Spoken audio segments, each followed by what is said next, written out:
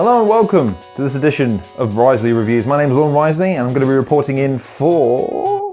2-Bit Gaming! Like, share, subscribe. You see, I caught them that time. They weren't expecting that. But on this edition of Riseley Reviews, I'm going to be taking a look at a game that caught me by surprise. I played it through on the first sitting, so you know it's going to be fun, but has a couple of issues that are worth addressing, but I hope that they address for another installment. Concept Destruction. Released on the 22nd of May 2020 and developed by Thin Ice Games, Concept Destruction is all about driving miniature cars made of cardboard and crashing them into each other to earn points by destroying them. Pick from several different modes that suits your playstyle. Pick Championship mode if you want to fight your way through a mass production, or choose Survival mode to see how long you can survive a wave of deadly cardboard automobiles. Unlock new cars with points earned by playing. Each car has a unique driving style that could turn the tide of the battle. The features include crash-destructible cardboard cars, each with a unique way of driving. Pick from 4 different modes. Experience unique 3D cardboard car designs. Customize how you play and listen to a heavy metal soundtrack while bashing cars. Currently priced at £5.22, but normally £10.07, is available to you right now on Steam or on the Xbox One as I play it. And as I referenced in the intro, I picked up this game, I downloaded this game, I played this game, and I completed this game in one sitting. I cannot tell you how rare that is. It almost never happens. I could probably count on my hand how many times in my entire life I picked up a game, liked it so much, I played it, and then I was disappointed when it was finished. And part of that disappointment is part of the review. So let's get into the good stuff right now. If anyone ever played Destruction Derby, and you like Destruction Derby, then good news, this game has all the quintessential elements of Destruction Derby minus racing in a fun, family-friendly setting with a number of different cars to pick from, a solid championship mode, plenty of maps that have a lot of character, and an AI that actually has some wit to it. The main thrust of this game is, again, like Destruction Derby. You start in a car with, I think, up to 15 characters or 15 different drivers on a map at any one time, and your task is to survive. Now, notice the survive. It's not enough to just ram as many cars, destroy as many cars as possible. Every single level will require that you survive to the end. If you don't, you lose on the spot. That can be frustrating when you first start the game because you're starting to get used to some of the mechanics that this game has unique to Destruction Derby. For instance, you can destroy people in just one hit. The cars are built like actual cardboard racers. They've got little batteries and little engines in the middle. The front and the back take damage and affect how you drive, but ultimately don't affect the health of your vehicle in a direct way. It's the more damage you sustain to your engine, or rather your motor, and the battery component. Now, one solid hit to the battery and it's game over. Now, two sides of the sword though, if you happen to catch your opponent at the side with most vehicles, because once the door opens, you can see the battery exposed, one hit kill. This does make it a bit more interesting than the standard style Destruction Derby game when it's just a health meter. You can be more strategic, you can be more targeted, you can launch blindside attacks from different players, you can be blindsided as well. But the damage that you sustain to the cars does affect the driving style, but not in a direct way in the sense that it becomes then impossible to drive the car. There was never a moment in any of the maps, on any of the courses, in any of the cars, where I wasn't able to regain some fashion of mobility. Now, it does affect speed, but not the boost. The boost is a button that you can press and boost the car. Different cars have different boost levels, different speed levels, different toughness levels, and you unlock them as you progress through the championship mode. Coming back to the mechanics for just a second though. Key thing in a game like this is visibility. I want to be able to see around me so I can see what's coming and what isn't. Not the best. You can maneuver the camera to look around you, but it is not smooth and it is not cohesive when you are moving. You almost have to be sitting still in order for it to be of any use, which in a game like this is absolute suicide. The second thing is that you can't click to look behind you at any one time. So pretty much you're relying on blind faith that where you're driving, you're not about to be hurtled into by about 5 different cars, which unfortunately can happen quite early on once you're getting used to the driving. The driving mechanics themselves, they're okay. They're okay. They're not solid like I was hoping that they would be in a driving game. I just care that I can kick the ass out and drift. I like driving games that allow me some purchase, but not a lot, so that I can have some fun.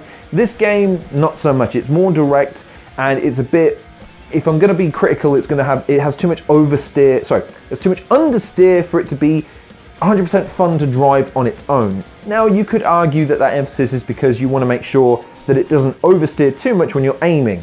Fortunately, it's too precise to be that good at aiming. You do sometimes rely on blind luck when careening into a pile of cars when you're trying to destroy them, but nevertheless, the core gameplay of this game is a ton of fun. The destructible nature of the cars is brilliant to behold. The art style is fantastic. I love how it looks. It's simple, but the detail in such simplicity is there enough that you're constantly laughing to yourself that they would bother putting such a benign little detail in. The cars do all have a unique feel and style to them. I like that. The customizable nature of each car. You can change the colors when you're going in. I like that too.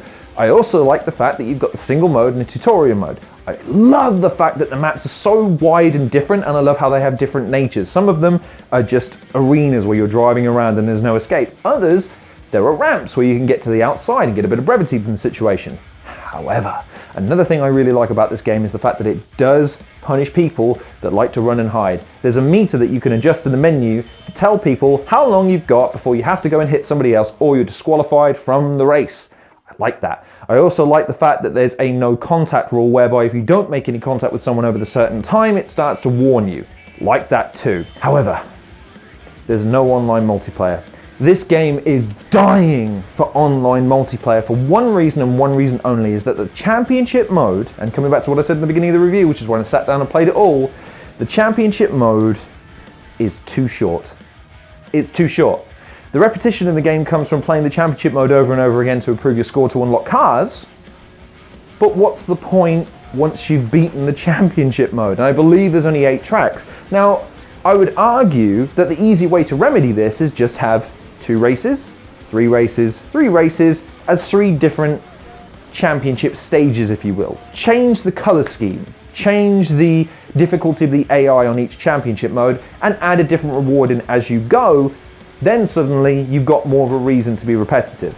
Add more cars in, add a race mode, add all these different things in to detract from what is effectively a pretty limited game mode. And that's what breaks my heart to say about this game, is because the core gameplay is so much fun. The way the vehicles handle, the destruction mechanics, the different maps and how diverse they feel, the fact that anyone can win at any time, the fact that it punishes people that choose not to engage and rewards people for engaging, which in a game like Destruction Derby was always something I hated. I hated engaging because, well, the more you engage, the more you lose. In this game, so long as you're clever, as long as you're strategic, you can always engage and not worry too much about losing or being penalized as a result. And even though I'm saying that the driving mechanics in this game aren't the best, a race mode would have been really appreciative here, because part of the reason why I think that would have been easy to implement is because the design of the game is based around like a guy actually having cut these things out and put them on his table and left them alone. Do you ever see the end of the Lego movie where they're all wandering around and it's real life with Will Ferrell? Same sort of thing.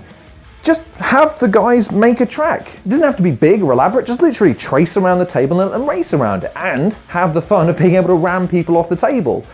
It's a bit of a missed opportunity for me, but one that doesn't necessarily ruin the experience. It's just something that leaves it feeling a little bit bare. However, would I recommend this game? 100%. It's so much fun. And it's, again, the age-old question, is it fun?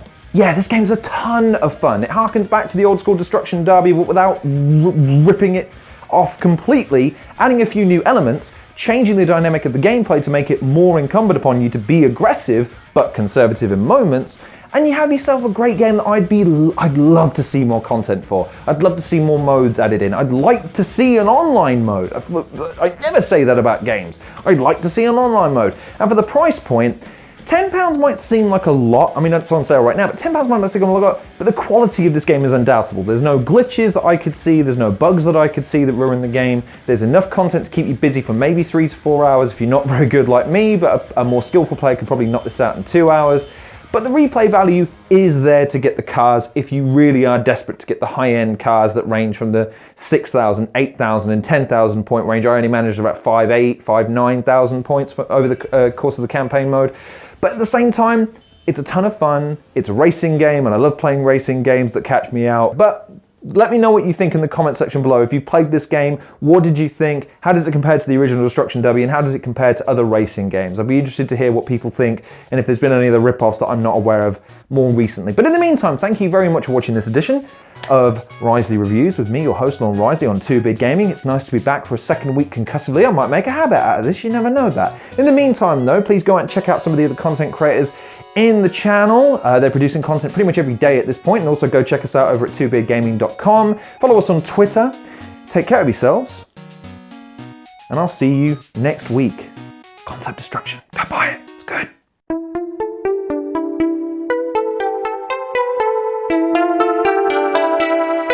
Oh God, I keep forgetting. Rating. I give it an 8 out of 10. 8 out of 10.